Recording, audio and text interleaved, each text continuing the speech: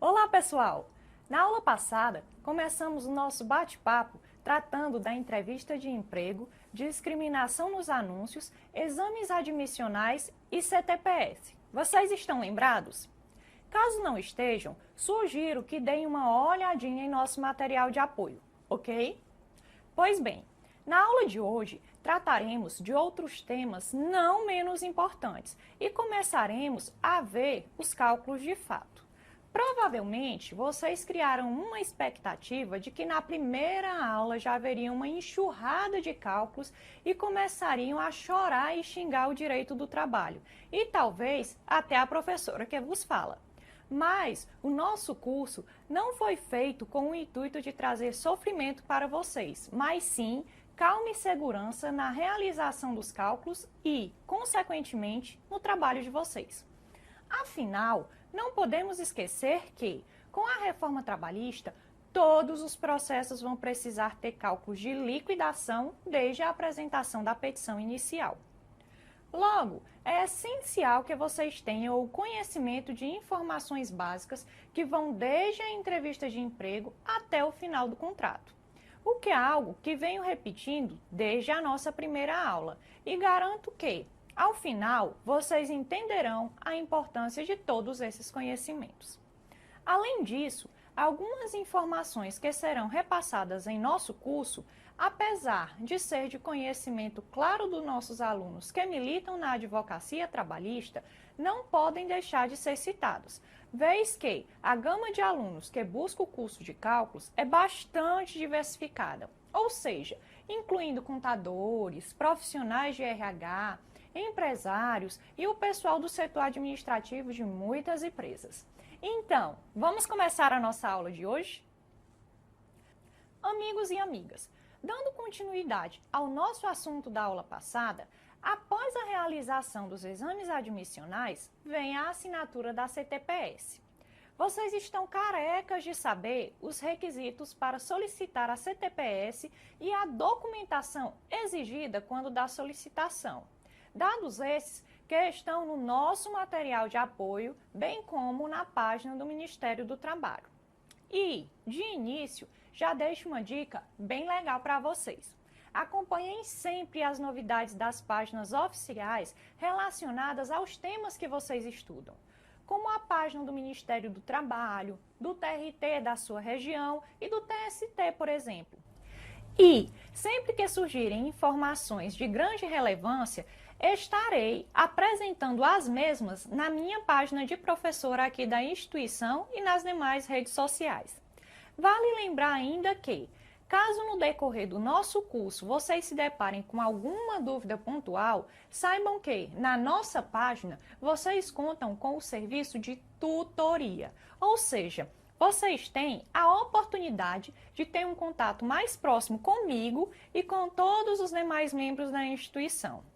Entretanto, voltando a tratar a respeito da CTPS, vocês sabem qual é o prazo que o empregador tem para assinar a CTPS do empregado? Pois bem, segundo o artigo 29 da CLT, o trabalhador tem a obrigação de apresentar sua CTPS quando da contratação, mediante contrarrecibo, ou seja, um recibo que será firmado por ambas as partes e que conterá a data de entrega e o nome do documento. E o empregador tem o prazo de até 48 horas da entrega do documento, ou seja, da carteira de trabalho, para realizar todas as anotações necessárias e devolvê-la ao trabalhador, de preferência também por meio de contrarrecibo. Amigos e amigas, o contrarrecibo tem uma grande importância, pois permite uma segurança maior para ambas as partes, vez que evita que o trabalhador venha a alegar posteriormente que seu documento foi extraviado ou algo do tipo, bem como é uma segurança para o empregador que tem como demonstrar que fez as assinaturas devidas e devolveu o documento ao trabalhador no prazo previsto em lei. É óbvio que algumas empresas não cumprem esse prazo, alegando que seu setor pessoal fica em outra cidade ou mesmo em outro estado, ou que seu contador não pode comparecer na empresa naquela data. Enfim, apresentam inúmeras desculpas, mas nenhuma delas pode ser considerada mais importante do que os ditames da legislação. Portanto, o prazo para a assinatura da CTPS é de 48 horas. Tudo bem? Professora, e se o empregador não fizer o registro do empregado? O que acontece? Nesse caso, meus amigos e minhas amigas, será aplicado o que dispõe o artigo 47A, que nos foi apresentado pela reforma trabalhista e que prevê uma multa ao empregador no valor de R$ 3.000, acrescido de igual valor em cada reincidência. Como vocês podem ver, quando da análise da legislação, essa multa possui um valor diferenciado quando o empregador for microempresa ou empresa de pequeno porte. E, professora, como eu faço esse tipo de cobrança nos meus cálculos trabalhistas? Vale abrir aqui um parêntese, no sentido de que os valores que apresentamos no artigo 47A são valores de ordem administrativa, ou seja, são multas aplicadas quando das fiscalizações. Logo, no caso da sua ação trabalhista, você deverá avaliar o tempo que o trabalhador passou sem a CTPS assinada para que, assim, você possa cobrar uma indenização em valor compatível com a realidade do caso. Ressaltamos que você deve fazer uma análise bastante minuciosa e realista a respeito dos danos causados pela não assinatura da CTPS. Afinal, com a reforma trabalhista, não podemos esquecer da sucumbência recíproca e dos danos que pedidos desproporcionais podem gerar. Ou seja, é desproporcional, por exemplo, trazer em seus cálculos um pedido de indenização de R$ 50.000 pela falta de registro de um empregado que prestou serviço por 3 meses, por exemplo. É óbvio que esse trabalhador tem o direito de ter seu vínculo de trabalho reconhecido, inclusive porque as assinaturas constantes na CTPS, além de comprovarem o período de trabalho, ou seja, a experiência, também são importantes para o futuro do empregado que buscará se aposentar. Portanto, o ideal é que o profissional, e isso aplicamos em específico para os colegas advogados e advogadas, façam uma análise do caso concreto e realize o pedido de uma indenização compatível com a realidade. Assim como conste em sua ação um pedido específico de assinatura e baixa da CTPS, vez que, não raro, os colegas se atêm à questão da indenização e esquecem da obrigação de fazer, que é a assinatura e baixa da CTPS. Até porque a indenização por si só é algo que resolve um constrangimento momentâneo, não servindo como um abonador para as dificuldades que o trabalhador enfrentará quando dá contagem de tempo de serviço para a aposentadoria. Tudo tranquilo até aqui? Do mesmo modo, quando da baixa da CTPS do empregado, devemos ter bastante cuidado, pois o empregador ou seu representante não pode fazer constar o motivo da dispensa ou informações prejudiciais ao trabalhador. Como assim, professora? Pessoal, quando o contrato de trabalho finda, o empregador tem a obrigação de realizar as anotações de fim de contrato, ok? Entretanto, ele tem que se limitar a apresentar apenas as informações que são realmente importantes, como data de demissão, por exemplo, e, porventura, alguma alteração no que se refere à função, o salário, férias gozadas, etc. O motivo pelo qual o trabalhador foi despedido ou mesmo se cometeu alguma conduta faltosa não podem constar na CTPS. Lembrem-se que a CTPS é um documento de referência do trabalhador e, quando consta alguma informação indevida, sem sombra de dúvidas, gera prejuízos para a vida profissional inteira. Portanto, se na CTPS constar alguma informação desabonadora, o trabalhador terá direito à indenização, que também deverá ser proporcional à extensão do dano causado. Então, meus amigos contadores e pessoal do RH, nunca, eu disse nunca, deem baixa em uma CTPS informando o motivo pelo qual se deu a rescisão. O motivo da rescisão já consta no TRCT e não deve ser replicado na CTPS. E se o meu empregador exigir que eu faça isso, professora? Aí você indica a ele que ele venha fazer o nosso curso e venha descobrir todos os motivos pelos quais ele não pode fazer isso. Mas não faça assinatura desabonadora à conduta do empregado, pois isso é passível de indenização sim. Inclusive, no nosso material de apoio tem jurisprudência tratando sobre o assunto. Ô professora, mas e se o funcionário era muito bom mesmo? Aquele cara que não faltava, não atrasava, cumpria as metas, tinha um bom relacionamento com os colegas, enfim, era o cara. Nesse caso, eu posso fazer observações na CTPS dele? Mesmo na situação de elogio, não podem ser feitas anotações na CTPS do empregado. O ideal é que você conceda ao mesmo uma carta de recomendação e aí sim você poderá fazer todos os elogios que quiser, ok? Atenção, pessoal! Eu não poderia permitir que vocês fizessem esse curso e não fossem informados de um problema sério relacionado à CTPS. Sabem qual é? As situações em que o trabalhador não quer que sua CTPS seja assinada por estar recebendo algum auxílio do governo, como o seguro-desemprego, por exemplo. Pessoal, por mais que o trabalhador ou a trabalhadora seja excepcional na função que desempenha, não façam a contratação, pois a não assinatura da CTPS é uma fraude. E, quando não se dá por o trabalhador estar recebendo um benefício do governo, a fraude é dobrada. Dobrada porque o trabalhador está recebendo um benefício que não faz jus, vez que está empregado. E também porque o empregador está se beneficiando de uma mão de obra sem realizar os recolhimentos devidos. Entretanto, a informação mais importante que tenho para tratar com vocês em relação à CTPS e que, com certeza, influenciará nos cálculos, se referem às anotações do tipo de contrato de trabalho. Sabem por quê? Porque é com base nas anotações que vocês terão condições de realizar todos os cálculos de uma rescisão, ou mesmo de uma ação trabalhista.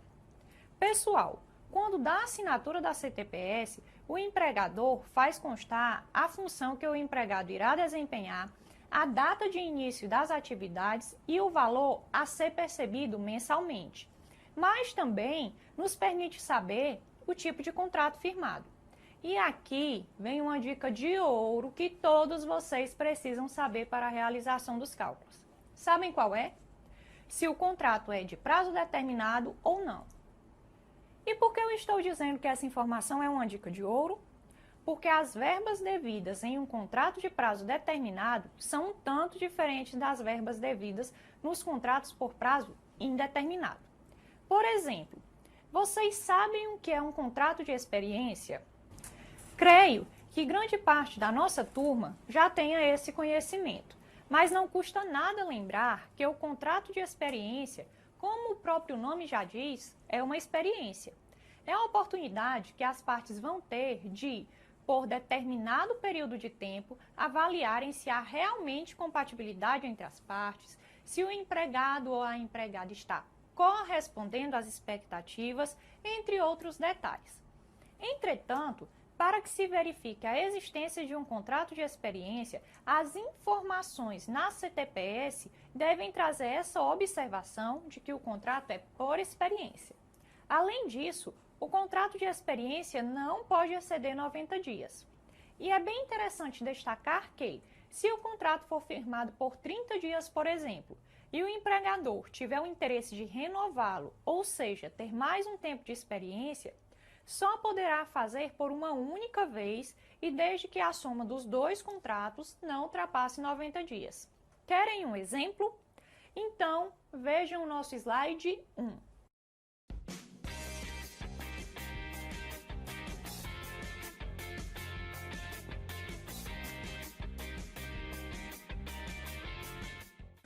Vocês entenderam o motivo de ser o item C a nossa resposta? Exatamente, pessoal, porque a soma dos períodos de contrato de experiência não pode exceder 90 dias. Além disso, destacamos que há ainda mais duas hipóteses, e não menos importantes, de contrato de trabalho por prazo determinado. Sabem quais são? São os contratos de serviço de natureza transitória ou atividades empresariais de natureza transitórias, dos quais trazemos mais informações em nosso material de apoio. Tudo bem? Voltando ao contrato de experiência, não podemos deixar de informar que o mesmo tem peculiaridades próprias que os difere dos demais contratos de prazo indeterminado, vez que, quando do fim do contrato, o empregado faz jus apenas ao saldo de salário, 13º proporcional, férias proporcionais acrescidas do texto constitucional, FGTS e salário família. Ai, professor, eu até posso decorar quais são os direitos desse empregado, mas eu não sei calcular isso não. E agora? Pode parar, não se desespere. Por enquanto, eu só quero que você entenda essa diferença do contrato de prazo determinado, em especial o de experiência, pois vai ser bem mais fácil conseguir entender os demais contratos de trabalho e, assim, conseguir realizar os tão famosos cálculos. Não tenham dúvidas de que cada tipo de contrato de trabalho, no que se refere à forma de seu término, nos apresenta as verbas a mais ou a menos a serem calculadas. Mas saber de pronto quais as verbas do contrato de experiência já nos ajuda bastante a desenvolver todo o nosso raciocínio para os demais contratos que veremos em nosso curso. Tudo bem? E vocês sabem o que é contrato de trabalho por prazo indeterminado? Meus queridos e minhas queridas, basta que façamos uma comparação com o que acabamos de estudar. Se o contrato de prazo determinado é aquele que, via de regra, possui um prazo certo para começar e para terminar, podemos chegar à conclusão lógica de que o contrato de trabalho por prazo indeterminado possui uma data de início, mas não uma data de fim. Inclusive, cabe destacar uma curiosidade no que se refere aos contratos de experiência, pois, como nós já conversamos, os mesmos não podem exceder 90 dias. Logo, se o trabalhador, porventura, vier a prestar serviço por 92 dias, por exemplo, já está desconfigurado o contrato de experiência. Do mesmo modo, quanto aos contratos por prazo determinado de atividades transitórias, se o contrato de trabalho se prolongar além do previsto, está desconfigurada a transitoriedade da atividade e, consequentemente, do contrato, passando a se verificar um contrato por prazo indeterminado. Eu sei que muita gente tem dificuldade com cálculos, odeia matemática e está fazendo esse curso com a esperança de mudar de opinião. Primeiro, agradeço a cada um de vocês pela confiança e os parabenizo, pois muitos que nos acompanham são estudantes, trabalhadores, trabalhadoras, advogados, advogadas, contadores e contadoras. Enfim, pessoas que precisam muito conhecer e aplicar os cálculos e que, muitas vezes, mesmo depois de uma rotina de trabalho exaustiva, estão aqui buscando conhecimento.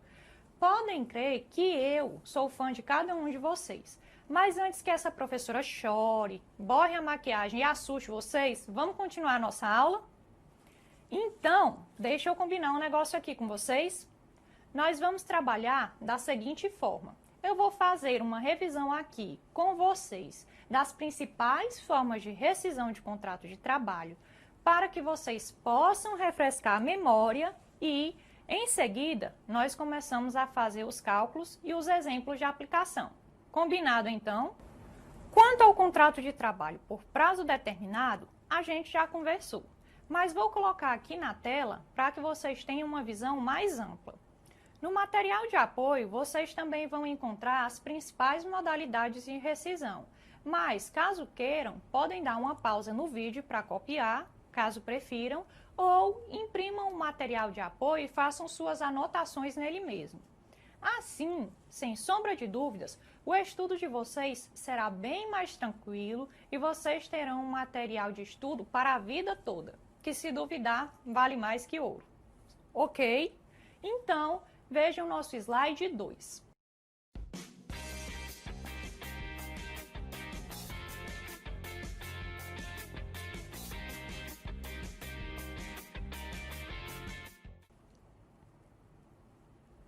Conforme nós já tivemos a oportunidade de conversar, por o contrato de prazo determinado ser curto, a quantidade de verbas devidas é bem pequena.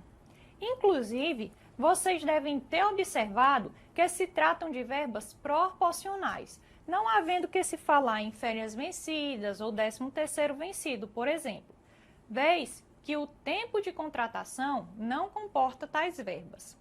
Além disso, quando da apresentação do nosso quadro, vocês devem ter percebido que não consta o aviso prévio e nem a multa dos 40% do FGTS.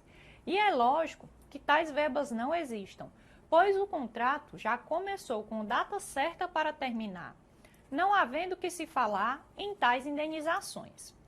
Vocês devem ter pensado, entretanto, na possibilidade de o contrato de prazo determinado não se cumprir. Ou seja, por algum motivo, uma das partes desistir do contrato durante a vigência. E isso pode acontecer? Pode sim, amigos.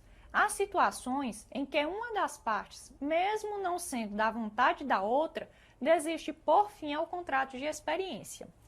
E, nessa situação, temos duas possibilidades diferentes. Ou seja, quando o empregador deseja por fim antecipado ao contrato de experiência ou quando o empregado é quem apresenta tal desejo. Nessa situação, em havendo cláusula assecuratória de rescisão recíproca, aplicamos a previsão do artigo 481 da CLT. Eis o que nos traz o nosso slide 3.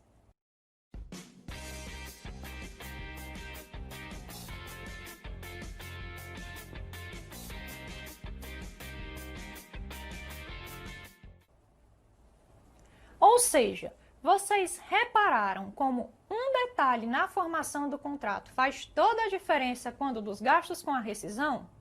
Por isso, é tão importante que contadores, administradores e o pessoal do RH tenham conhecimento desses detalhes.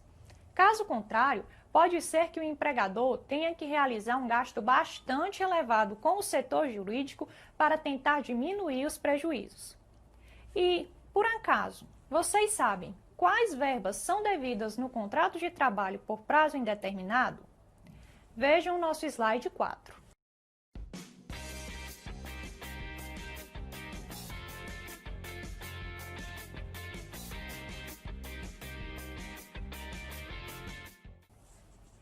Vocês conseguiram perceber que, no caso da rescisão sem justa causa, a quantidade de verbas é maior que nos contratos de trabalho por prazo determinado?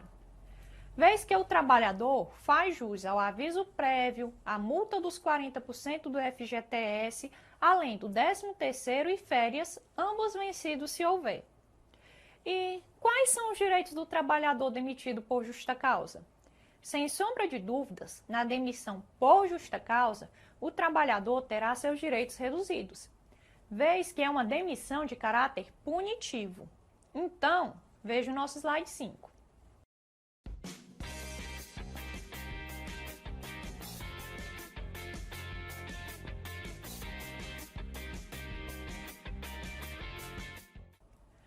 Notem que, na demissão por justa causa, além de o trabalhador não receber férias proporcionais, o mesmo também não faz jus ao 13º salário, bem como não pode sacar o FGTS referente ao contrato de trabalho. Entretanto, vocês que estão afiados na reforma trabalhista, inclusive alguns que já foram até meus alunos no nosso curso da reforma, devem estar se perguntando daquela possibilidade de rescisão que surgiu com o artigo 484-A, não é mesmo? Peraí, estou vendo gente fazendo careta aí para a tela do computador porque não está sabendo o que traz o artigo.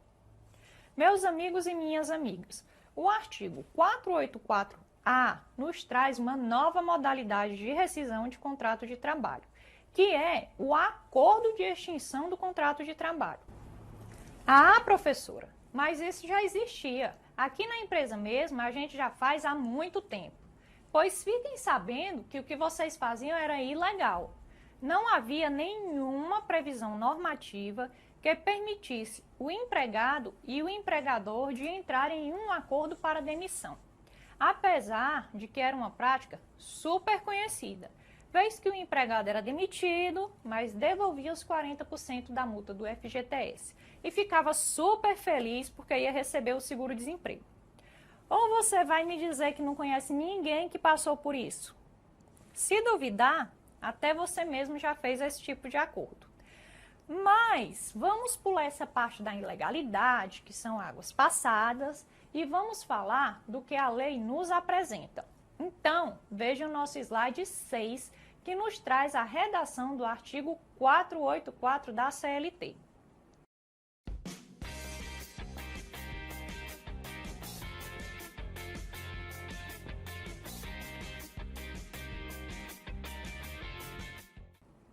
Ah, professora, então agora a situação está resolvida, porque o trabalhador e o empregador vão adorar fazer acordos, não é? Não é não, pessoal, porque há dois detalhes bastante importantes em relação a esse acordo. Primeiro, que o trabalhador só poderá fazer a movimentação de, no máximo, 80% dos valores que estão na sua conta vinculada do FGTS. E, segundo, que o trabalhador não poderá se habilitar no programa de seguro-desemprego. Então, muita atenção, amigos e amigas da advocacia, porque orientar os clientes de vocês a respeito desses dois detalhes é bastante importante. E, por fim, e não menos importante, eu lembro a todos e todas que estão nos assistindo que nos casos de rescisão indireta do contrato de trabalho, as verbas são calculadas de acordo com a demissão sem justa causa. Pois, de fato, o trabalhador não causou nenhum motivo para que o contrato de trabalho fosse extinto. Lembro a vocês que as hipóteses de rescisão indireta de contrato de trabalho estão previstas no artigo 483 da CLT. Tudo bem até aqui? Pronto! Agora que falamos das principais modalidades de rescisão de contratos de trabalho, vamos passar aos cálculos de fato. E, para que vocês comecem os nossos cálculos com bastante tranquilidade, vamos falar do salário família. Você sabe o que é o salário família?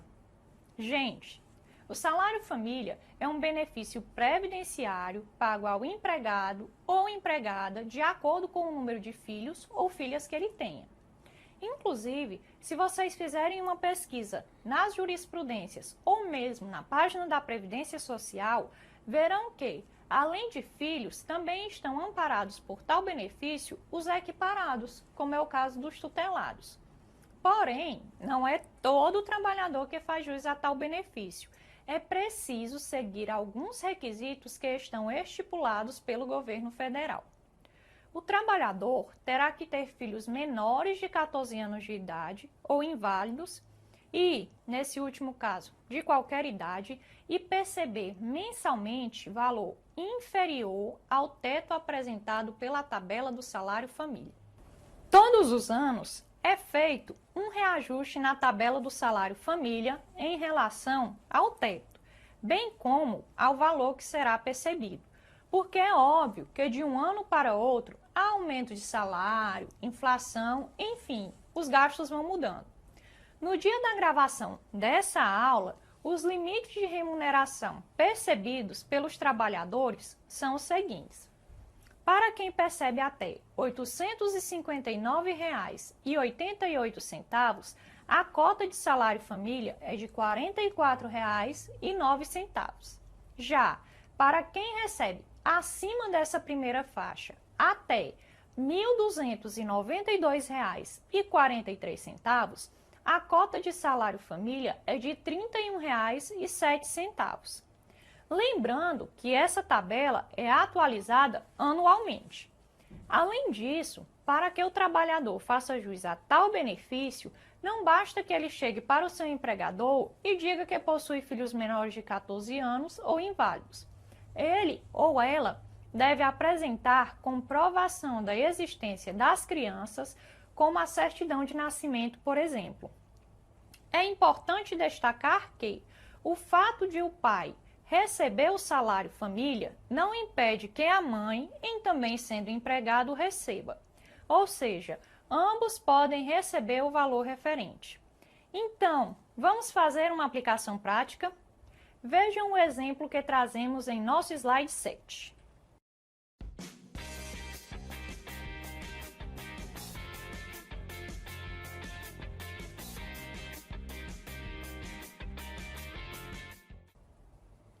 Meus amigos e minhas amigas, esse caso está bem simples de resolver, não é?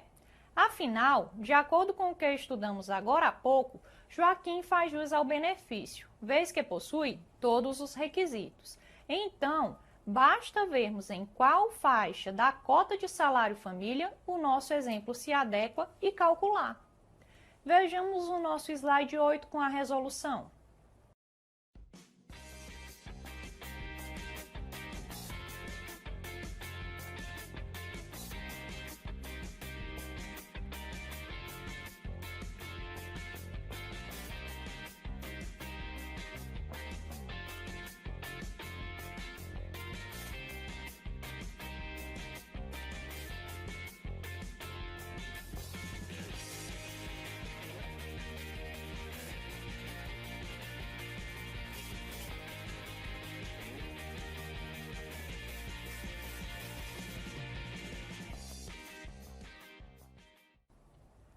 Vocês perceberam como foi fácil calcular o salário família?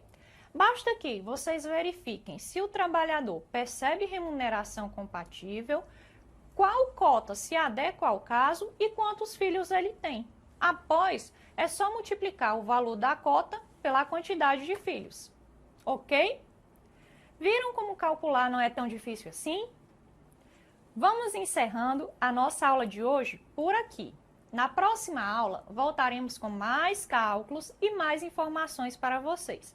Estou te esperando. Forte abraço e até lá!